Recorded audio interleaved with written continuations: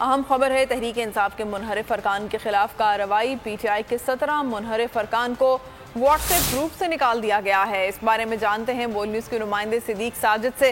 Siddique, WhatsApp group से निकाल दिया गया है, इसके अलावा क्या कार्रवाई की गई है?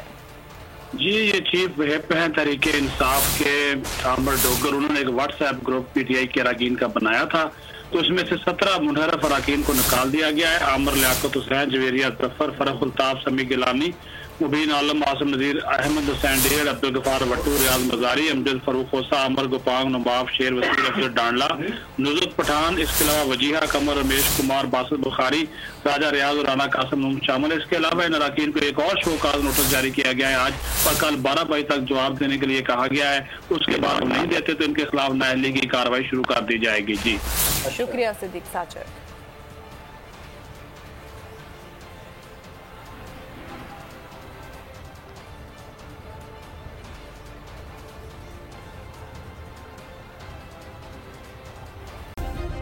सब्सक्राइब करें और बेल दबाएं ताकि कोई खबर रह न जाए।